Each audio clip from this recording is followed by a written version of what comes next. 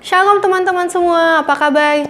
Semoga teman-teman tetap sehat-sehat saja dan tetap baik-baik saja dimanapun teman-teman berada. Teman-teman, kita bersyukur kepada Tuhan karena pada hari Minggu ini Tuhan memberikan kita satu kesempatan lagi untuk datang kepadanya, untuk beribadah kepada Tuhan. Mari teman-teman kita bersaat teduh sejenak, kita menenangkan hati pikiran kita mempersiapkan hati pikiran kita kepada Tuhan untuk kita dapat beribadah kepadanya, memfokuskan segala sesuatu yang ada pada kita kepada Tuhan. Mari kita saat teduh sejenak.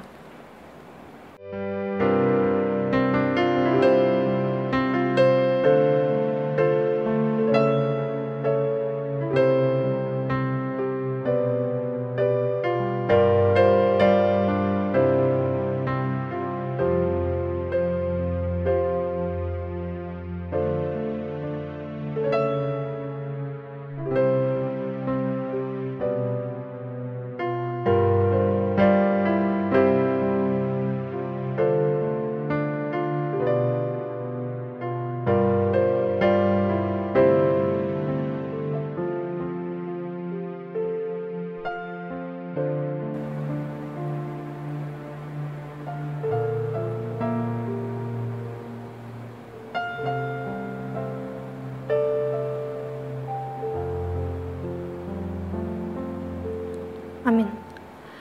Teman-teman, mari kita bangkit berdiri. Mari kita memuji Tuhan kita. Kita naikkan pujian mulia.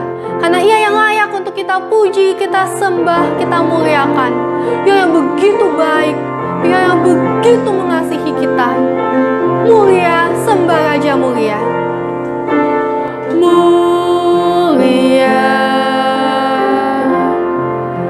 Sembah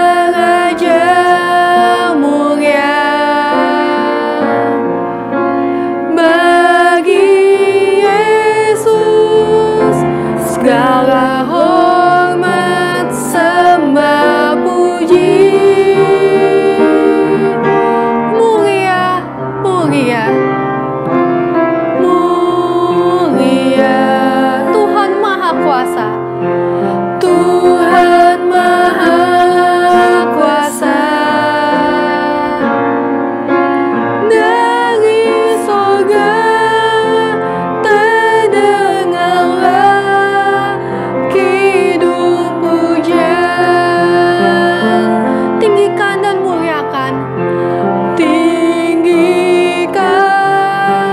dan muliakan namanya Yesus. Puji Dia dan sembah Dia, Kristus Sang Raja. Oh,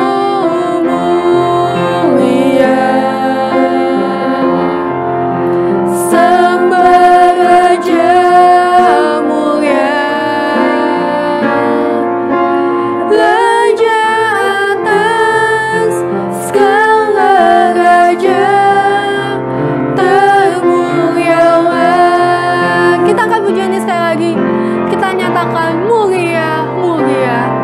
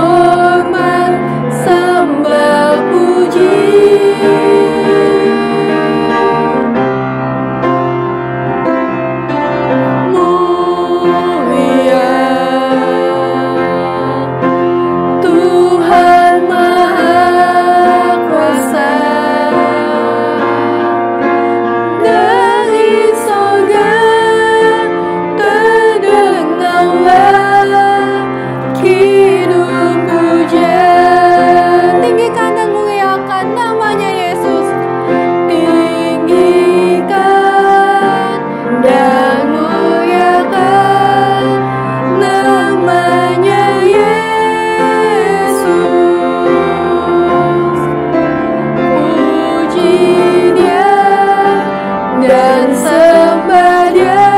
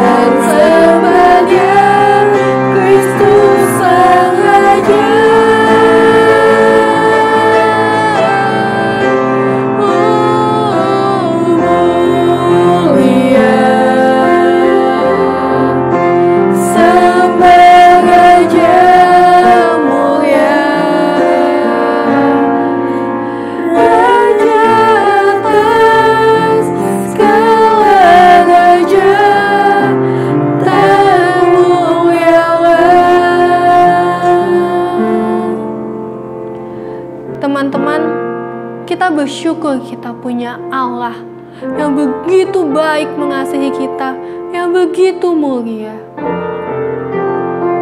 Ia yang mengizinkan atas segala sesuatu terjadi dalam hidup kita, baik kejadian yang menyenangkan ataupun mungkin kejadian yang menyulitkan, yang menyesakkan kita, hingga kita berada di situasi terendah di dalam kehidupan ini. Dan seringkali respon kita adalah kita mengandalkan diri kita dalam mengatasi hal tersebut. Namun ketika kita berada di puncak kekuatan kita, kita berada di batas kekuatan kita menyerah. Dan yang terjadi, mungkin sering kita mengeluh kepada Tuhan, kita kecewa, bahkan kita marah kepada Tuhan. Mengapa tidak ada harapan? Teman-teman, ingatlah, kita punya Tuhan. Tuhan yang begitu baik kepada kita, sang sumber kekuatan kita. Mari kita memuji Tuhan kita. Kita nyatakan, Lord, you are my Father, you are my deliverer, you are my provider. Kita angkat pujian, you are my Father.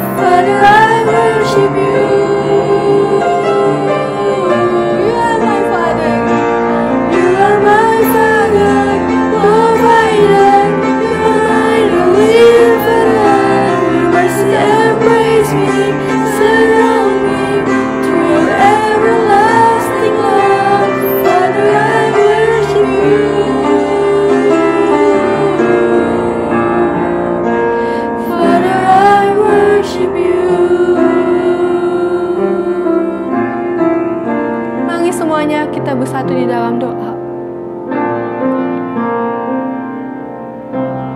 Kami bersyukur ya Bapa, kami mempunyai Tuhan seperti Engkau, Tuhan yang begitu mengasihi kami, Tuhan yang selalu beserta kami, Sang sumber pengharapan sejati kami. Kami bersyukur Tuhan, kasih-Mu tiada terbatas bagi kami. Engkau rela mati di atas kayu salib demi menyelamatkan kami yang berdosa ini, yang sebenarnya tidak layak ini. Kami bersyukur ya Tuhan, kami mempunyai Tuhan seperti Engkau. Tuhan, kami sadari di dalam kehidupan kami masih sering jatuh. Kami masih sering melakukan hal yang melukai hati-Mu. Kami sungguh Tuhan, ketika menghadapi berbagai masalah, yang terjadi adalah kami tidak menyerahkan diri kami tidak bersandar kepada Engkau ya Tuhan. Padahal Engkau adalah sang sumber kekuatan kami, sang sumber pengharapan sejati kami, yang memampukan kami, dan Engkau tidak pernah meninggalkan kami. Ampuni kami Tuhan jika kami lebih mengandalkan diri kami mengabaikan Engkau, kami meninggalkan Engkau. Ajar kami Tuhan agar kami dapat terus hidup lebih dekat lagi kepadamu, lebih mengandalkan Engkau ya Tuhan. Tuhan, di dalam ibadah ini kami mau lebih lagi dekat kepadamu, kami mau lebih lagi sungguh-sungguh beribadah kepadamu. Berbicaralah ya Tuhan di dalam ibadah ini, dan kiranya kami dapat hidup lagi lebih dekat kepadamu, hidup lebih berkenan lagi di hadapan-Mu. Dan biarlah Engkau memperkenan ibadah ini ya Tuhan, dan biarlah Engkau memimpin ibadah ini dari awal hingga akhirnya. Kami menyerahkan semuanya ke dalam tangan-Mu ya Tuhan, dan biarlah Engkau yang beserta di dalam ibadah ini. Terima kasih Tuhan Yesus, terima kasih.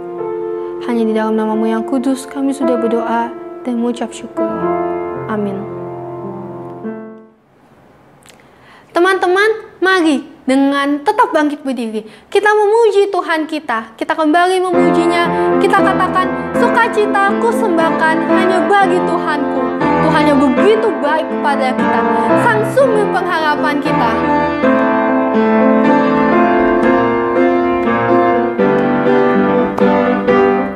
Sukacitaku sembahkan hanya pada Tuhanku.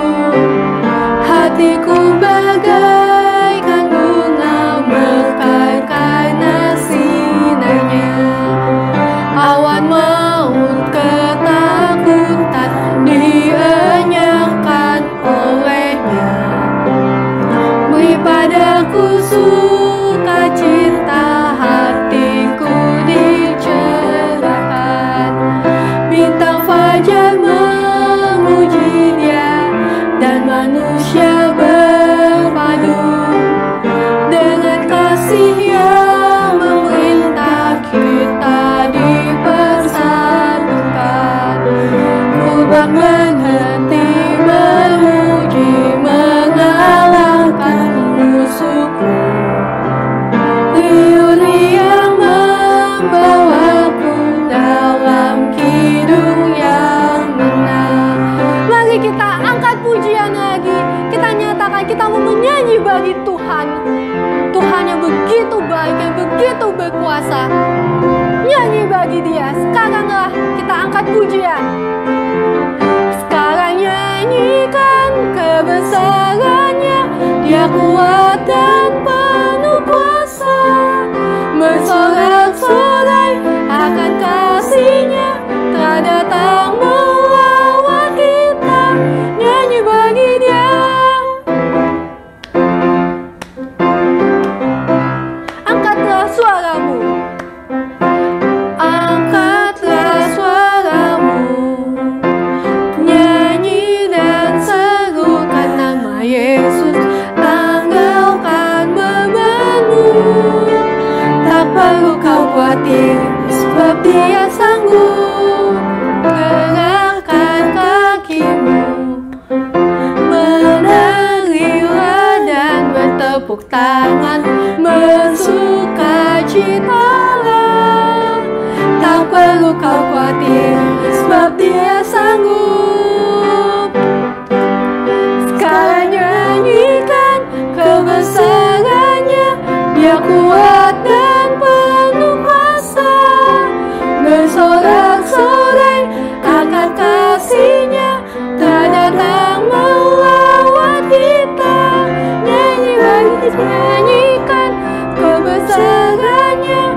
Dia kuat dan penuh kuasa. Bersorak-sorai akan kasih-Nya, telah datang melawat kita. Nyanyi bagi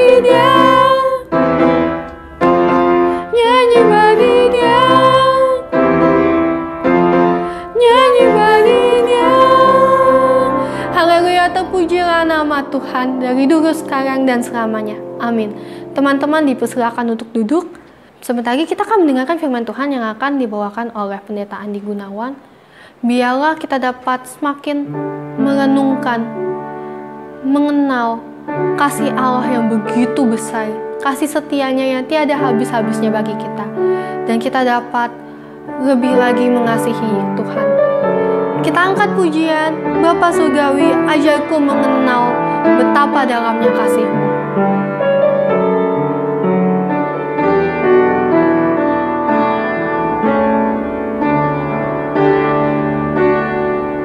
Bapa Surgawi, ajarku mengenal betapa dalamnya kasih-Mu. Bapa Surgawi, buatku mengerti betapa kasih-Mu padaku. Semua yang terjadi di dalam hidupku, ajarku menyadari Kau selalu sertaku.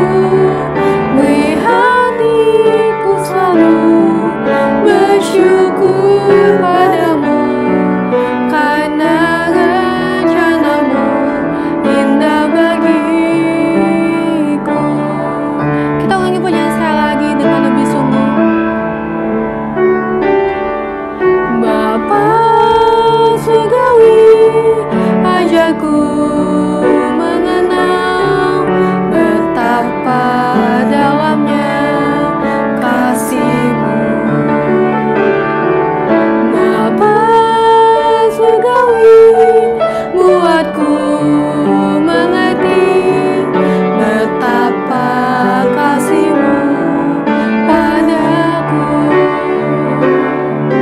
Semua yang terjadi di dalam hidupku, ajarku menyadari Kau selalu sertaku. Beri hatiku selalu bersyukur padamu, karena rencana-Mu indah bagiku. Semua yang terjadi di dalam hidupku, ajarku menyadari Kau selalu sertaku. Beri hatiku selalu bersyukur padamu, karena rencana-Mu indah bagiku.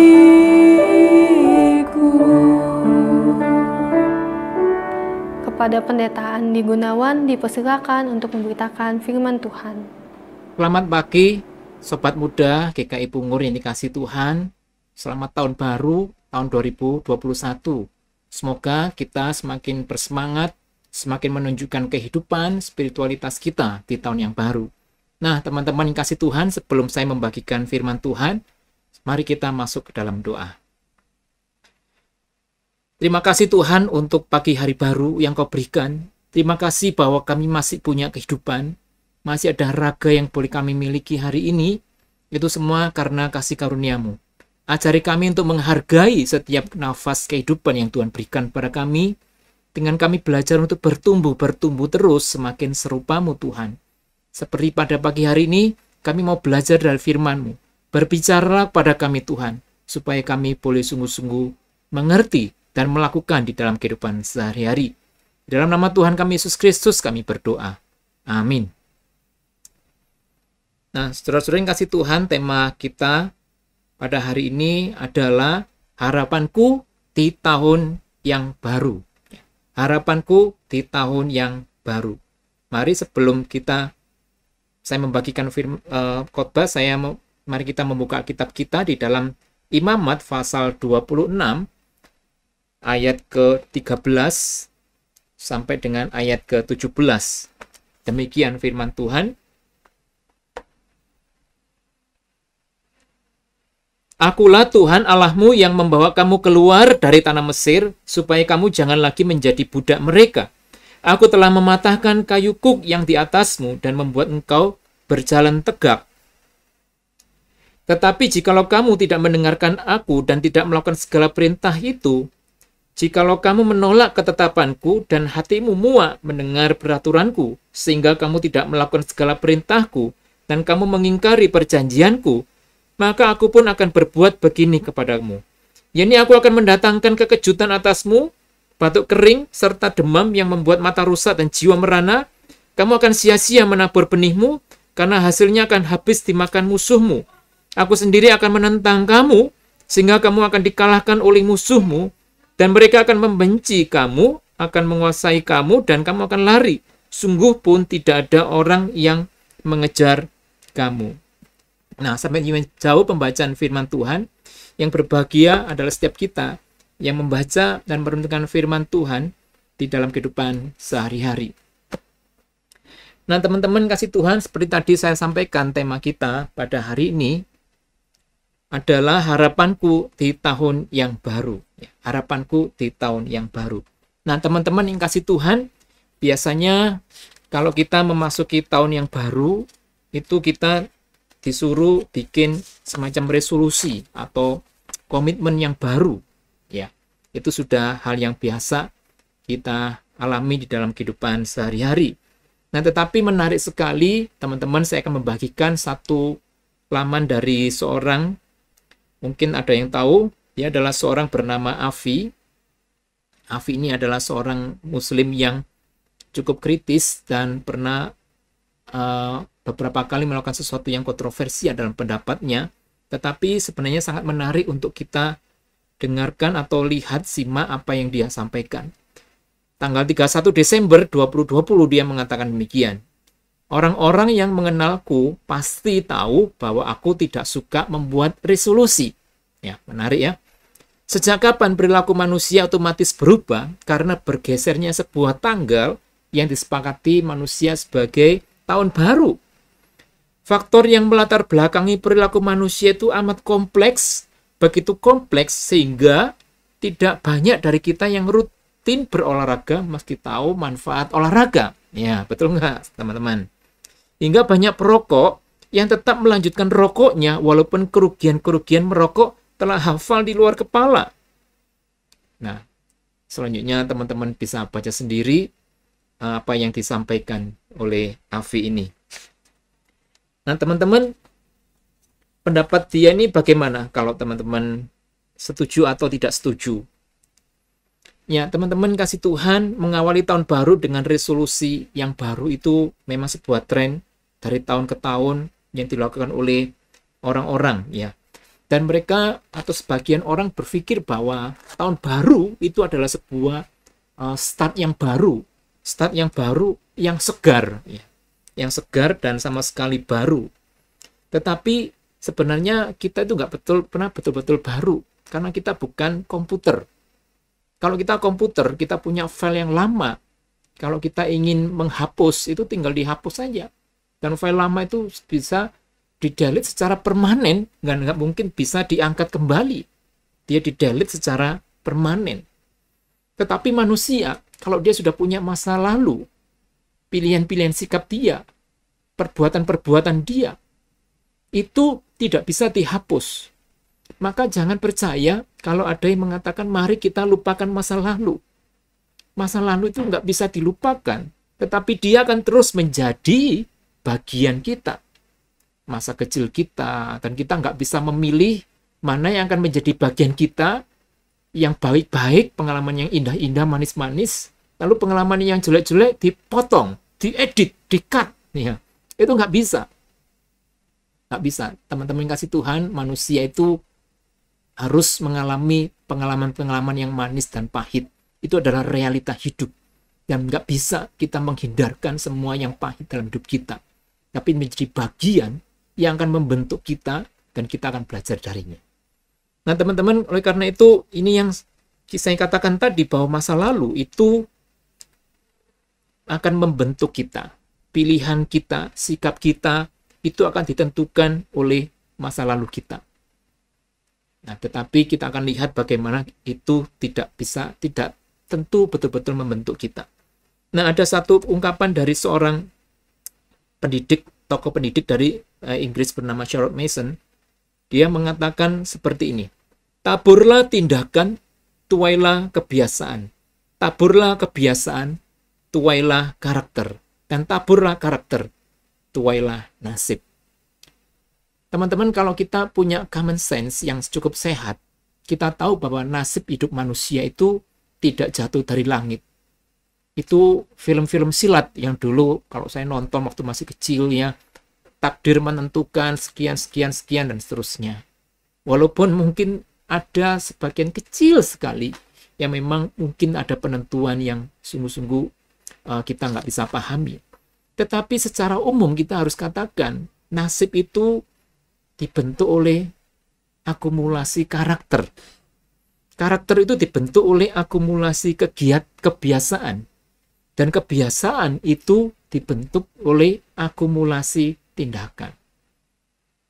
Jadi diri kita hari ini adalah bentukan dari tindakan-tindakan yang menjadi kebiasaan, yang menjadi karakter, dan menjadi nasib. Itulah sebabnya orang sering berkata karakter itu nggak bisa diubah. Karena kalau kita melihat layer-layernya ini, layer karakter itu memang begitu mendalam dan nggak mudah mengalami perubahan. Nah, teman-teman, itu sebabnya sebuah awal yang baru dan yang fresh, sama sekali baru. Teman-teman, saya katakan ini omong kosong. Ini adalah mitos. It's a myth, ya. Itu adalah mitos yang tidak perlu kita dengarkan. Nah, Allah berhadapan juga dengan bangsa Israel ketika bangsa Israel mengalami dijajah oleh bangsa Mesir dan Allah ingin membawa mereka keluar dari tanah Mesir. Nah, sudah tahu sebenarnya persoalan paling besar yang dihadapi oleh Allah kepada bangsa Israel, umatnya yang dikasihi ini, bukanlah bagaimana caranya supaya mereka keluar. Ya, tetapi bagaimana supaya mereka ini punya terbebasan atau terbebas dari mental budak dan mental penyembah berhala. Nah, kenapa seperti ini, teman-teman? Karena mereka ini sudah selama 400 tahun lebih mengalami perbudakan. Dan kalau orang sudah beratusan tahun mengalami suatu pengalaman hidup, berarti sekitar 10 generasi. Itu sudah lebih dari cukup untuk membentuk sebuah mental yang berurat akar dan tidak bakalan berubah dengan mudah. Sangat amat sulit kalau tidak mau dikatakan mustahil. Itu yang dihadapi oleh Tuhan ketika dia berhadapan dengan bangsa Israel ini. Nah, Tuhan memang pernah mengatakan demikian kepada bangsa Israel, ya. Akulah Tuhan Allahmu yang membawa kamu keluar dari tanah Mesir, supaya kamu jangan lagi menjadi budak mereka. Aku telah mematahkan kayu kuk yang di atasmu dan membuat kamu berjalan tegak. Intinya Tuhan mau katakan kamu, you are not slave any longer. You are not slave anymore. You are my people.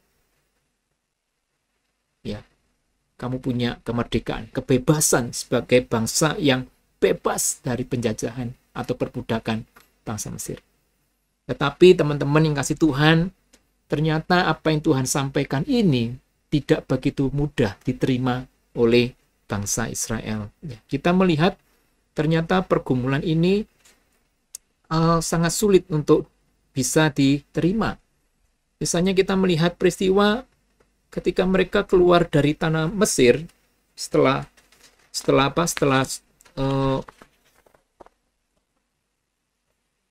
tulah didatangkan, ya. Ini membuat mereka nggak gampang mengalami perubahan, ya. Dikatakan di sini, apakah karena tidak ada kuburan? Ini peristiwa ketika mereka berhadapan dengan laut Teberau yang begitu hebat, besar, lalu di belakangnya dikejar-kejar oleh bangsa Israel, bangsa Mesir. Lalu mereka mengatakan, apakah nggak ada kuburan? Ya, ini ada bercanda, ya. Musa, apa di Mesir tuh kuburan kurang? Ya, sampai engkau mau mengubur kami di laut sini. Ya, ini ada unsur bercandanya juga sebenarnya. Nah, tetapi lihat mentalnya, apakah yang kau perbuat terhadap kami dengan membawa kami keluar dari Mesir? Mereka komplain, mereka nyesel. Kok kita akhirnya putusin keluar ya? Apakah nggak lebih baik kita dulu itu sudah terima nasib lah jadi budak di Mesir? Lalu peristiwa berikutnya adalah ketika mereka makan, dikasih makanan oleh Tuhan, makanan mana dari langit jatuh setiap hari, kecuali hari Sabat. Lalu mereka makan terus, itu akhirnya mereka bosan ya. Saya kira kita juga mungkin begitu ya, bisa bosan makan, jangankan bertahun-tahun ya. Sehari 3 kali kita makan makanan yang sama, kita mungkin protes pada mama kita, pada papa kita. Kok makannya ini terus ya? Nah, mereka juga protes dan mereka ingin makan daging ya, karena mereka teringat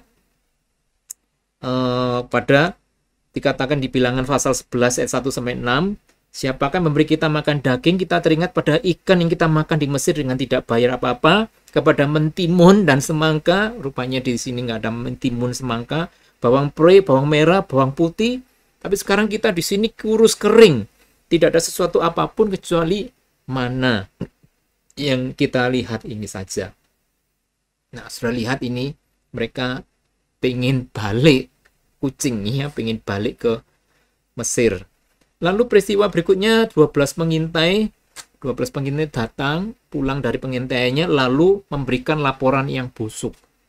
Mereka memarahi Musa, marah, kecewa, karena ternyata bangsa yang mereka intai terasa terlalu besar, terlalu berat untuk dikalahkan. Sehingga mereka mengatakan, apakah nggak ada kuburan di Mesir? Engkau membawa kami mati di padang gurun. Apa yang kau perbuat pada kami dengan membawa kami keluar dari tanah Mesir? Teman-teman, saya mau katakan, mereka lebih senang hidup sebagai seorang budak daripada orang yang mati memperjuangkan kemerdekaannya. Bagaimana dengan kita? Apakah kalian lebih senang menjadi seorang budak yang hidupnya, yang bisa hidup, atau orang yang mau memperjuangkan kemerdekaannya, tapi resikonya mati? Nah, itu menentukan kita mental budak atau enggak. Nah, teman-teman kasih Tuhan, itu adalah 3 peristiwa bagaimana saya mau menunjukkan betapa sulitnya bangsa Israel ini untuk mengalami perubahan di dalam kehidupan mereka selama mereka menjadi budak dulu selama 400 tahun lebih. Nah, teman-teman, saya juga ingin menyampaikan juga bahwa ketika kita menjadi orang Kristen, ini juga tidak berarti bahwa kita ini kemudian menjadi BNIB person. Apa itu BNIB? Kalau teman-teman mau belanja online atau belanja barang elektronik, ada namanya BNIB. Artinya brand new in the box. Ya, barangnya baru, belum pernah dibuka, masih grass, ya, masih bau toko, bau pabrik mungkin, dan ini betul-betul baru.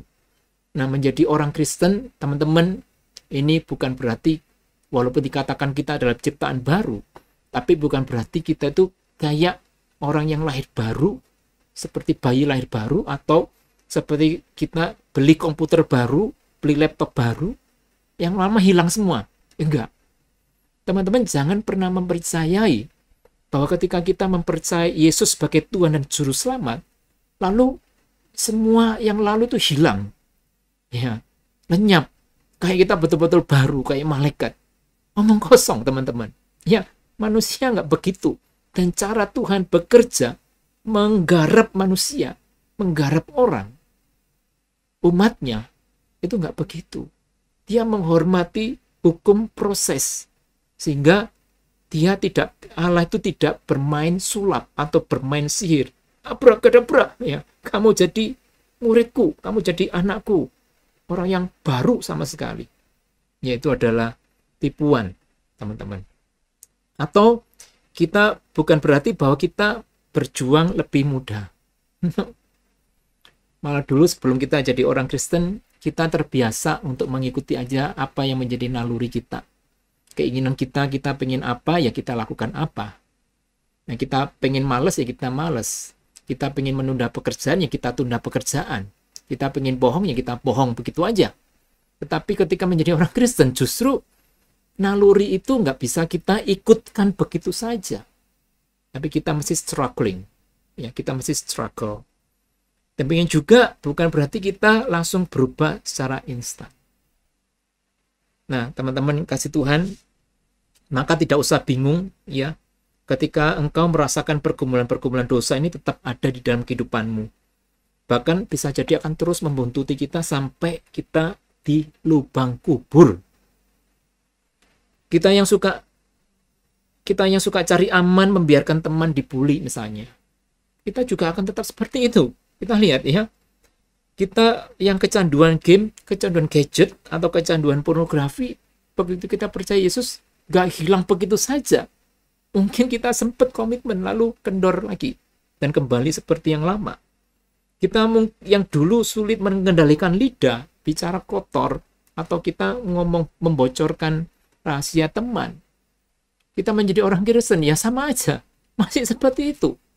Tidak ada perubahan yang signifikan. Kita yang sulit untuk menghormati orang tua, ngomongnya suka kasar pada orang tua. Loh, kok setelah saya jadi orang Kristen percaya Yesus masih juga seperti itu? Nah, teman-teman, itu nggak usah heran. Kalau kita dulu malas baca Alkitab, loh kok sekarang juga tetap malas baca Alkitab? Nah, mungkin kita heran.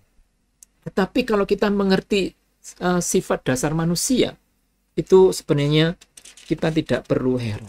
Ya, makanya manusia itu ya teman-teman, kalau dia sudah membuat komitmen resolusi tahun 2000, katakanlah dulu tahun 2010 dia buat komitmen, 2011 komitmennya sama, 2012 resolusinya masih sama ya, artinya tidak ada yang mengalami perubahan. Nah teman-teman, karena apa? Karena kita tidak bisa berubah secara instan. Nah, Rasul Paulus mengatakan demikian.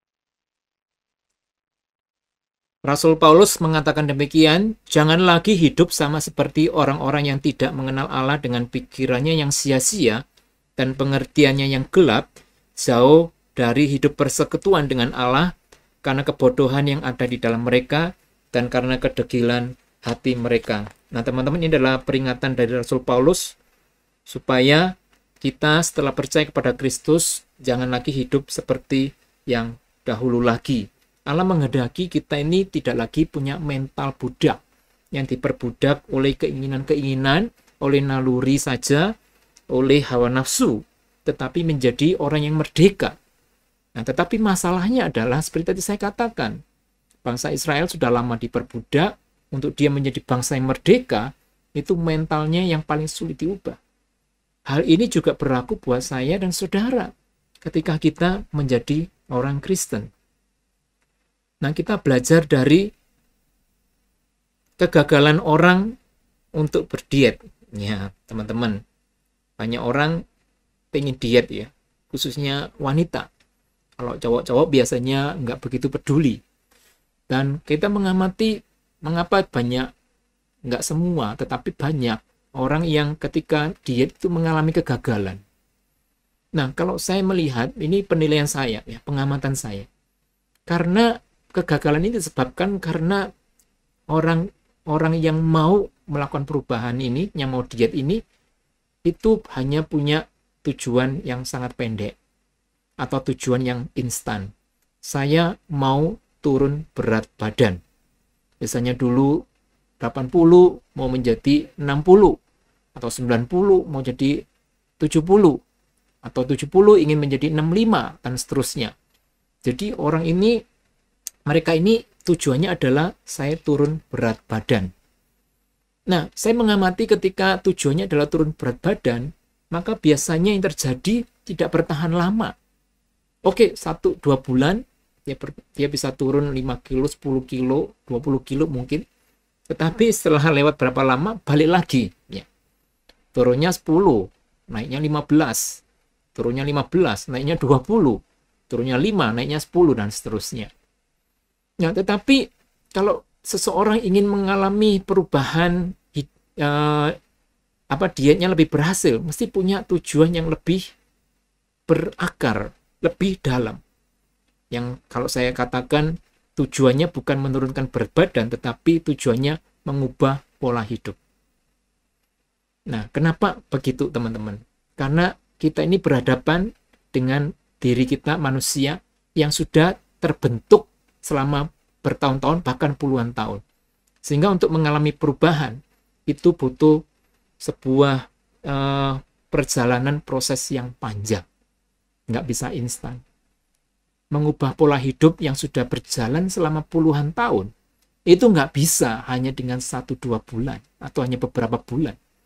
Mesti butuh waktu yang panjang. Karena itu tipsnya teman-teman.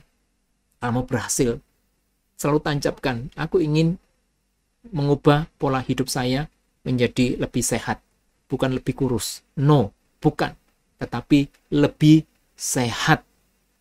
Nah, itu pola hidup itu saya akan punya keberhasilan yang jauh lebih tinggi. Nah, teman-teman kasih Tuhan, saya akan membagikan 4 tips atau 4 step ya, bagaimana caranya agar kita bisa harapan kita terpenuhi di tahun 2021 ini. Yang pertama, saya bagikan adalah tipsnya adalah spesifik. Spesifik. Jadi teman-teman kalau mau harapan kita terpenuhi, step pertama adalah be specific. Harapan kita harus spesifik. Resolusi itu kadang orang berkata, aku ingin jadi orang yang lebih baik. Aku ingin jadi orang yang lebih peduli.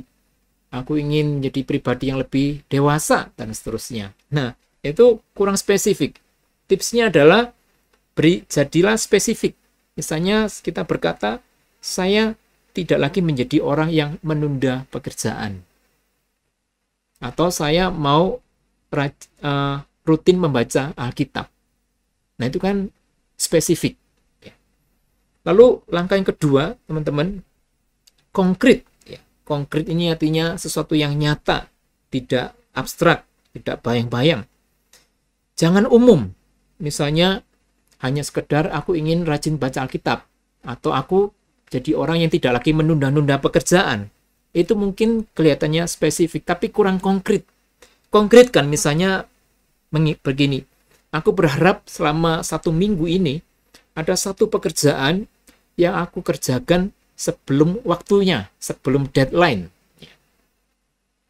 Lalu bulan berikutnya atau minggu berikutnya, aku berharap ada 2 pekerjaan yang aku selesaikan sebelum waktunya. Kalau harapan kita dalam membaca Alkitab, kita berikan harapan yang lebih spesifik. Aku berharap dalam 1 minggu ini, ada 1 hari aku membaca 1 pasal.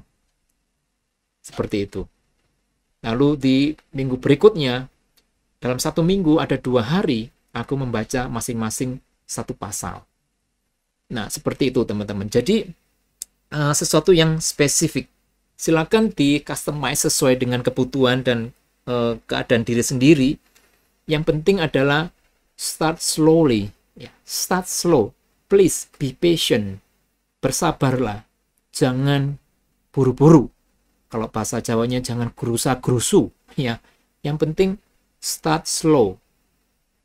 Kita bukan mau buru-buru cepat-cepat berubah menjadi sesuatu yang baru.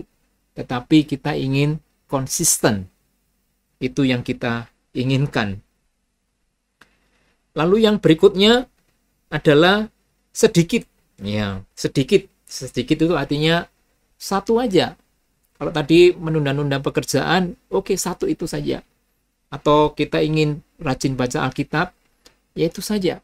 1 saja, nggak usah banyak-banyak. Mengapa 1? Teman-teman, kita ini berhadapan dengan manusia, kalau mau saya katakan sebenarnya hampir setiap manusia itu stiff neck. Dalam bahasa Alkitab itu ketika Tuhan mengatakan bangsa Israel itu tegar tengkuk. pada dasarnya kebiasaan atau bahkan karakter itu adalah sesuatu yang sudah berurat akar, sudah kaku sekali. Sehingga kalau kita ingin mengalami perubahan yang signifikan, itu nggak bisa asal. Ya, makanya yang harus dipukul satu terus, pukul satu, pukul terus satu, pukul terus satu, satu. Ya, misalnya kita mau menguatkan tangan kita yang ini, maka kita mesti pukul satu. Ya, jangan mau kuatin ini, kuatin yang ini lagi, yang mana lagi, bersamaan semuanya. Ya, nggak jadi.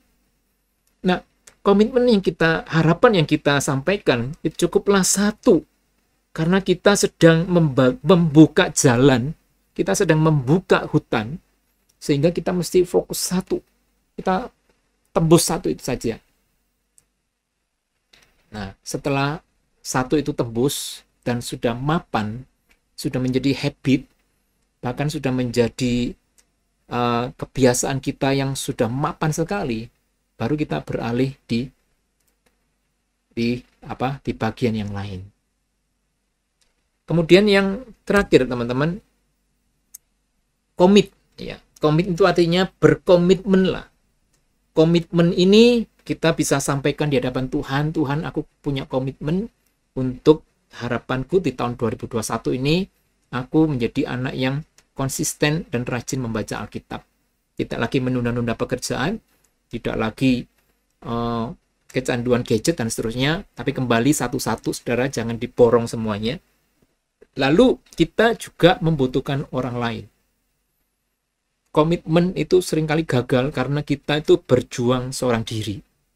Atau katakanlah bahasa rohaninya, kita berjuang bersama Tuhan. Kelihatan rohani memang, tetapi itu tidak realistis. Pada kenyataannya, komitmen yang kita bikin, bahkan kita ungkapkan kepada Tuhan, itu lemah. Saya dan teman-teman di sini adalah orang-orang yang sangat lemah di dalam membuat komitmen. Apalagi itu berurusan dengan kebiasaan kita, karakter kita, sifat kita yang sudah mendarah daging. Itu lemah. Maka kita butuh teman, butuh orang lain. Kalau kalian merasa cukup nyaman, bisa minta tolong papa atau mama. Kita sampaikan, Pak, Mama, di tahun 2021 ini aku mau jadi anak yang rajin, misalnya membantu pekerjaan Mama. Tolong, Ma, aku diingetin. Setiap minggu aku mau progres. Nah, makanya mamanya ingetin. Mamanya ngingetin misalnya, nah, kamu kan katanya mau mulai komitmen rajin membantu pekerjaan rumah. Ayo lakukan. Lakukan. Ya, kenapa? Kita butuh reminder. Karena kita ini orang-orang yang cenderung lupa dengan atau lemah dengan komitmen kita. Atau kita punya teman, punya sahabat yang tahu betul bahwa kita kecanduan, misalnya kecanduan gadget, kecanduan pornografi dan lain-lain. Dan kita percaya teman itu akan menolong kita, bukan menjerumuskan. Kita minta dia untuk menolong kita, mengingatkan kita akan komitmen kita. Teman-teman kita bukan Rambo yang bekerja seorang diri, yang bisa melakukan semuanya seorang diri, tetapi kita ini adalah orang yang membutuhkan komunitas gereja, komunitas teman, komunitas keluarga, dan lain-lain. Nah, jadi teman-teman ingat spesifik, konkret, sedikit, dan komit. Ya, 4 hal yang it seperti itu. Nah, terakhir teman-teman kasih Tuhan, now it's your turn to write down your own hope, your own desire. Apa yang menjadi komitmen, your own commitment di tahun yang ke-2021 ini. Nah, teman-teman silakan tuliskan. Namun sebelum dituliskan, saya menyarankan teman-teman renungkan terlebih dahulu. Karena tadi saya bilang hanya satu. Tolong dipikirkan terlebih dahulu, satu ini apa. Ya. Dan satu ini kalau bisa adalah sesuatu yang menurut kamu, menurut kalian tuh sangat mengganggu, yang banyak sekali diri kita ini nggak berkembang karena hal ini. atau kita jadi batu sandungan karena ini, atau hal ini adalah sesuatu yang orang lain merasa terganggu karena hal ini, ya, karena kebiasaan ini. Nah, silakan teman-teman tuliskan di secari kertas. Saya memberikan waktu, saya akan berikan iringan musik yang untuk menemani kita. Berdoalah pada Tuhan, tuliskanlah, setelah tuliskan, lalu masukkanlah ke dalam Alkitab, dan berdoalah kepada Tuhan.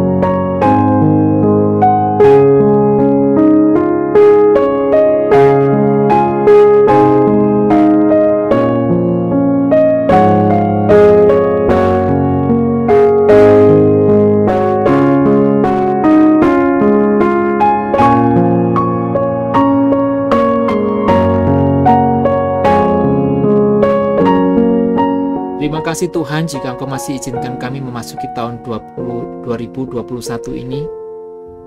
Tapi kami tidak ingin masuk tahun ini hanya sekedar masuk saja Tuhan.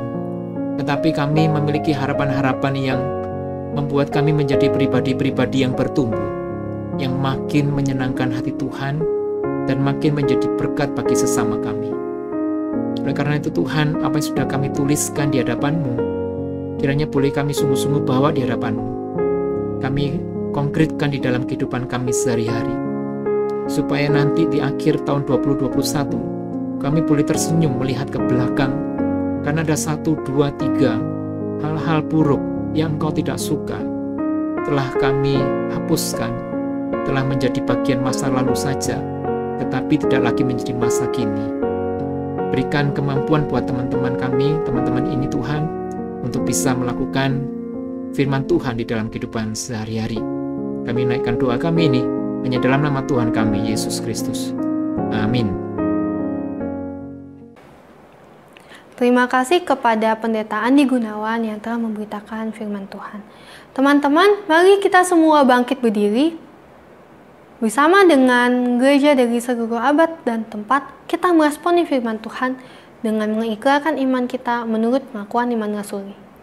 Dengan sikap hormat dan berdiri, mari kita ikrarkan iman kita dengan pengakuan iman rasuli. Pengakuan iman rasuli. Aku percaya kepada Allah, Bapa yang Maha Kuasa, Khalik langit dan bumi, dan kepada Yesus Kristus, Anaknya yang tunggal Tuhan kita, yang dikandung daripada Roh Kudus, lahir dari anak darah Maria, yang menderita sengsara di bawah pemerintahan Pontius Pilatus, disalibkan, mati, dan dikuburkan, turun ke dalam kerajaan maut. Pada hari yang ketiga, bangkit pula dari antara orang yang mati, naik ke surga, duduk di sebelah kanan Allah, Bapa yang Maha Kuasa. Dan dari sana Ia akan datang untuk menghakimi orang yang hidup dan yang mati. Aku percaya kepada Roh Kudus, gereja yang kudus dan am, persekutuan orang kudus, pengampunan dosa, kebangkitan orang mati, dan hidup yang kekal. Amin. Teman-teman dipersilakan untuk duduk. Sebentar lagi kita akan memberikan persembahan bagi Tuhan. Teman-teman bisa memberikan persembahannya melalui transfer ke rekening gereja atau dapat scan QR code yang sudah tertera di layar masing-masing. Mari kita angkat pujian persembahanku.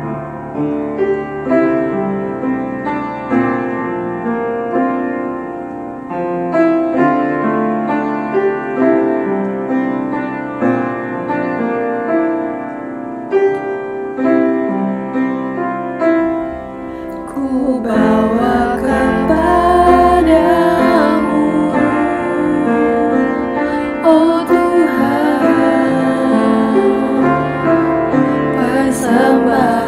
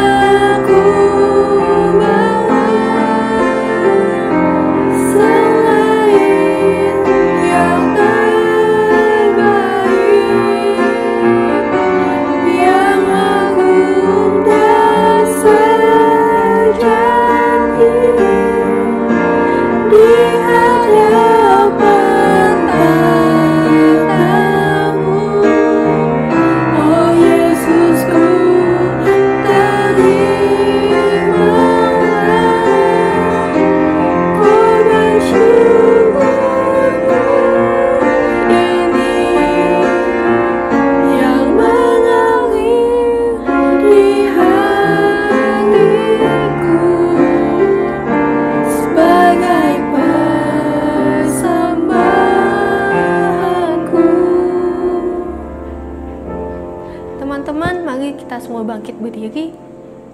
Mari kita bersatu di dalam doa. Tuhan Allah Bapa kami yang bertata di dalam kerajaan surga, sekali kami bersyukur Tuhan atas segala berkat-Mu, atas segala anugerah-Mu, kasih setia-Mu yang tiada habis-habisnya bagi kami.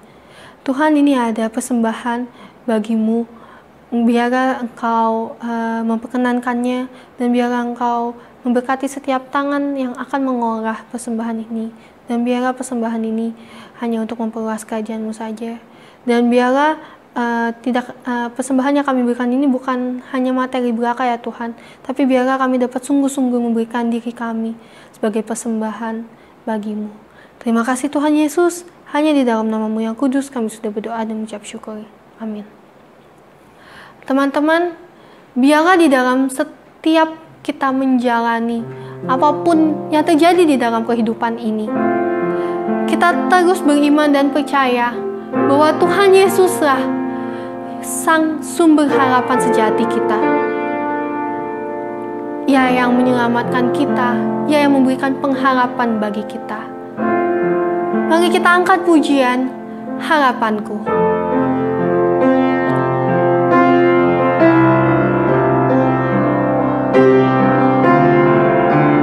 Kita katakan, di dalam-Mu Tuhan, Engkaulah Sang sumber harapan kami.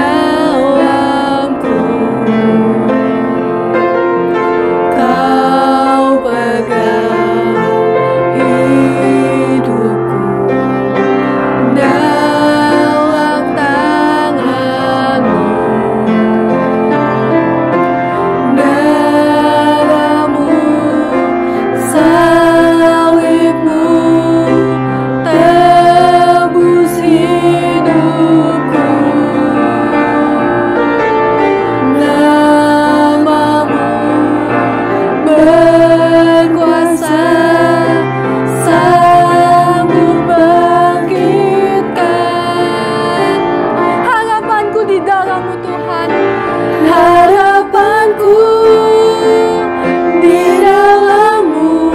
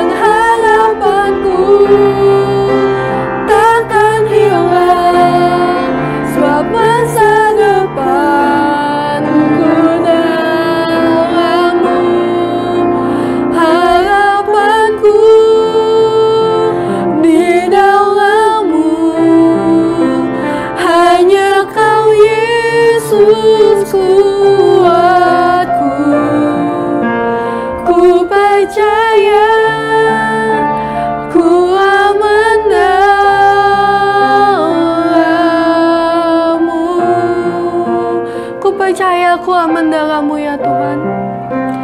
Ku percaya, ku aman dalam-Mu.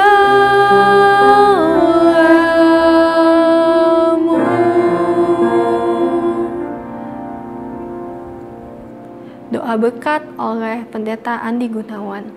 Saudara-saudara yang kasih Tuhan, kini tiba saatnya kita akan mengakhiri ibadah kita dan memasuki ibadah kita yang sesungguhnya di dalam keseharian kita. Tetap sehat, tetap menjadi berkat dimanapun saudara berada, dan terimalah berkat dari Tuhan. Kiranya kasih karunia dari Yesus Kristus, anugerah dari Allah Bapa, dan kiranya persekutuan, kekuatan, penyertaan dari Roh Kudus menyertai saudara, menyertai komitmen saudara, dari sekarang sampai selama-lamanya. Amin. Haleluya.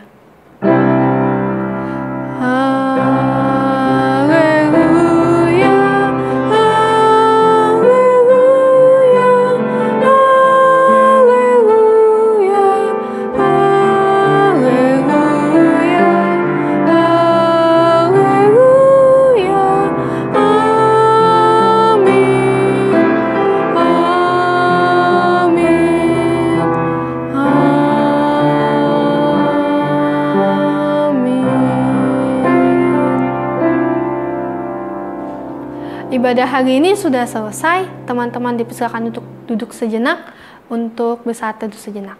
Selamat hari Minggu semuanya. Tuhan Yesus memberkati kita semua.